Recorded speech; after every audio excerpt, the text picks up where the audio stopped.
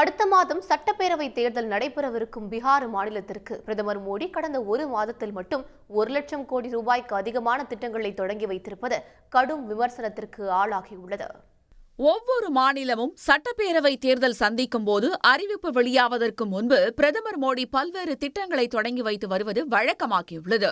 அந்த வகையில் ஐக்கிய ஜனதா தளம் பாஜக கூட்டணி ஆளும் பீகாருக்கும் 3 முறை சென்ற பிரதமர் மோடி சுமார் 1,00,000 கோடி ரூபாய்க்கு அதிகமான திட்டங்களை தொடங்கி வைத்தார். ஆகஸ்ட் 22ஆம் தேதி பீகார் மாநிலம் கயாவில் நடந்த விழாவில் கங்கை நதியின் மேல் 1,870 கோடி ரூபாயில் பாலம் கட்டுதல் உட்பட 13,000 கோடி ரூபாய் மதிப்புள்ள திட்டங்களுக்கு அடிக்கல் நாட்டினார். கயாவில் 6,880 கோடி ரூபாய் செலவில் விரிவுபடுத்தப்பட்ட பக்சர் அனல்மின் நிலையம் உள்ளிட்ட பல திட்டங்களையும் அவர் தொடங்கி வைத்தார்.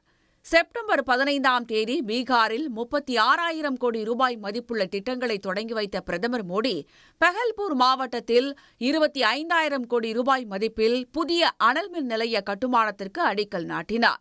செப்டம்பர் 17ஆம் தேதி பிரதமர் தொடங்கி வைத்த பீகார் மாநில அமைப்பு சாரா தொழிலாளர்களுக்கான வருடாந்திர ஆடை உதவித் திட்டத்தின் மூலம் 16 லட்சத்திற்கும் மேற்பட்ட தொழிலாளர்களுக்கு தலா 5,000 ரூபாய் வழங்கப்பட்டது.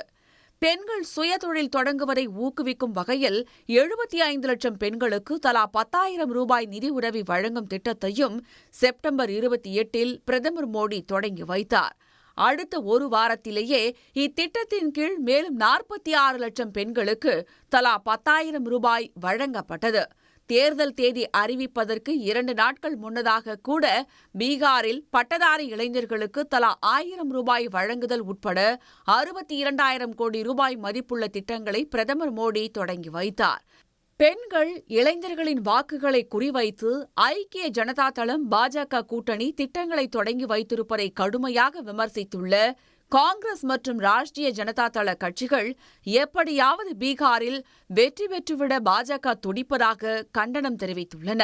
உடனுக்குடன் செய்திகளை தெரிந்து கொள்ள சன் நியூஸ் பெல் ஐகானை கிளிக் பண்ணுங்க.